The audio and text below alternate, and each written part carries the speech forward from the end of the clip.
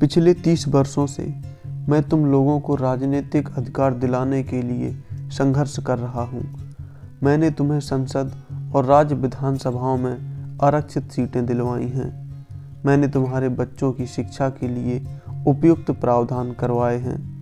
आज हम प्रगति कर सकते हैं। अब यह तुम्हारा कर्तव्य है कि शिक्षा, आर्थिक समानता लाने और सामाजिक गैरबराबरी दूर करने हेतु एकजुट होकर इस संघर्ष को जारी रखें।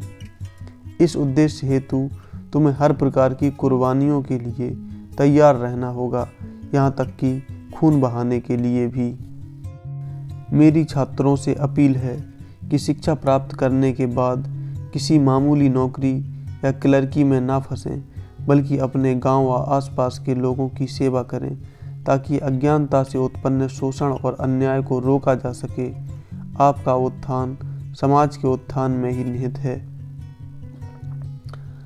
आज मेरी स्थिति एक बड़े खंभे की तरह है जो इस समाज रूपी विशाल टेंटों को संभाल रही है। मैं उस समय के लिए चिंतित हूँ कि जब यह खंभा अपनी जगह पर नहीं रहेगा। मेरा स्वास्थ्य ठीक नहीं रहता। मैं नहीं जानता कि मैं कब आप लोगों के बीच से चला जाऊँ। मैं किसी ऐसे नवयुवक को नहीं ढूंढ पा रहा हूँ जो इन करोड़ों असहाय और निराश लोगों के हितों की रक्षा करे। यदि कोई नौजवान इस जिम्मेदारी को लेने के लिए आगे आता है तो मैं चैन से मर सकूंगा। हमारे समाज में शिक्षा में कुछ प्रगति हुई। शिक्षा प्राप्त कर कुछ लोग उच्च पदों पर पहुंच गए हैं, परंतु इन पढ़े लिखे लोगों ने मुझे धोखा दिया है। मैं आशा कर रहा था कि उच्च शिक्षा प्राप्त करने के बाद वे समाज की सेवा करेंगे, किंतु मैं क्या देख रहा हूँ कि छोटे और बड़े क्लर्कों की एक बड़ी भीड़ एकत्रित हो गई है जो अपनी तौंदे भरने में व्यस्त हैं। वे जो शासकीय सेवाओं में नियोजित हैं, उनका कर्तव्य है कि उन्हें अपने वेतन का 20वां भाग स्वेच्छा से समाज सेवा के कार्य हेतु देना चाहिए। तभी समाज प्रगति करेगा, अन्यथा केवल एक ही परिवार का सुधार होगा।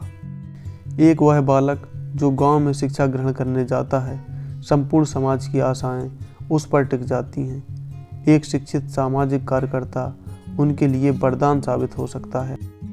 मैं गांव में रहने वाले भूमिहीन मजदूरों के लिए काफ़ी चिंतित हूँ। मैं उनके लिए ज़्यादा कुछ नहीं कर पाया हूँ।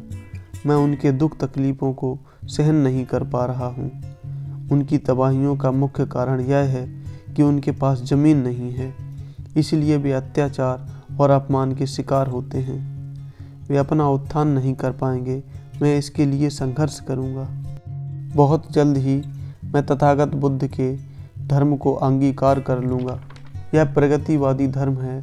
यह समानता, स्वतंत्रता और बंधुत्व पर आधारित है। मैं इस धर्म को बहुत सालों के प्रयास के बाद खोज पाया हूँ। अब मैं जल्द ही बुद्धिस्ट बन जाऊँगा। मैं तुम्हें अपने साथ बुद्धिस्ट बनने के लिए नहीं कहूँगा, क्योंकि मैं अंधभक्ति नहीं चाहता। केवल वे लोग ही जिन्हें इस महान धर्म की शरण में आने की तमन्ना है, बौद्ध धर्म अंगीकार कर सकते हैं।